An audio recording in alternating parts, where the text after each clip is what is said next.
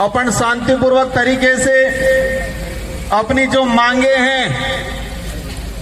जो संविधान में निहित है, और ये हमारे पुरखों ने लड़ झगड़ के अपना त्याग बलिदान दे के ये मांगे अंग्रेजों से और तत्कालीन जो संविधान निर्माता थे उनसे जो मनवा के संविधान में निहित की गई है। इन महापुरुषों को नमन करना चाहूंगा। आरक्षण महारैली हमारे आदिवासी इलाके के अंदर आजादी के बाद से लगा के आज तक आरक्षण को लेके हमेशा भ्रम पैदा किया गया, और भ्रम पैदा करने के बाद समय समय पे अलग अलग तरीके की अधिसूचना लाए ये लोग, और अधिसूचना ला के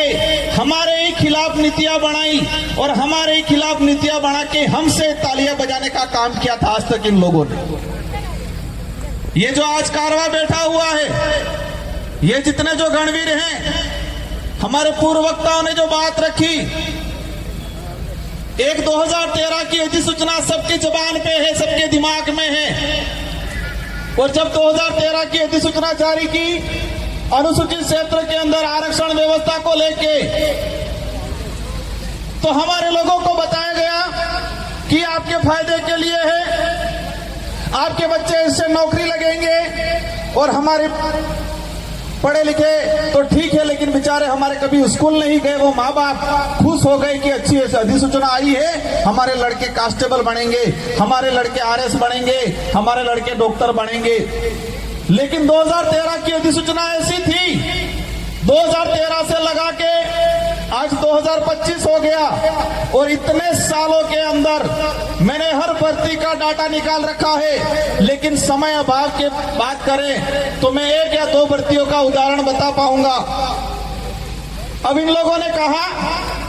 सबसे पहले हम पुलिस भर्ती को ही ले लें, क्योंकि पुलिस भर्ती को इसलिए लेते हैं कि हमारे इस समाज सर्टिफिकेट लगा के पुलिस कर्मचारी अधिकारी बनते हैं, और बनने के बाद अपने आप को 30 मार का समझते हैं, और हमारे गरीब भाइयों को अंदर जेल में डालने का काम करते हैं। सब नहीं करते हैं, कुछ लोग करते हैं, कुछ लोग उस सर्टिफिकेट का कर्ज भी उतारना जानते हैं। साथियों, पुलिस भर्ती की अगर बात करें, पिछले 2013 से लगा के 2013 की भर्ती अनुसूचित क्षेत्र के अंदर 939 पद आए, और हमें मिलने चाहिए थे जो अधिसूचना जो कह रही है 45%, 5%, 50%, उस आधार पे हमें मिलने चाहिए थे 423 पद, और मिले कितने? 414 पद। दूसरी ओर इस अधिसूचना में कहा गया कि 50% अनारक्षित, उसमें किसी भी वर्ग का पात्र अभ्यर्थी उसमें जा सकता है। लेकिन हुआ क्या? 2013 की भर्ती के अंदर 50% के हिसाब से जो अनारक्षित पद 470 पद आए अनुसूचित क्षेत्र में, और 470 में से हमारे एसटी के बच्चे जा पाए 8 बच्चे, और वही जब उनकी पदोन्नति हुई, जो एसटी के और एससी के बच्चे ओपन कैटेगरी में गए थे, एसटी के गए थे 8 और एससी के गए थे 5, लेकिन इनका कांस्टेबल से हेड कांस्टेबल में पदोन्नति हुई। तो जब पदोन्नति हुई तो उनकी पदोन्नति उस सामान्य कोटे से ना होकर एसटी कोटे के अंदर ही की गई। वही कहानी 2016, 2018, और इन तीनों भर्तियों के अगर डाटा की बात करें तो कुल पद आए थे 2312, और 2312 में से हमारे भाई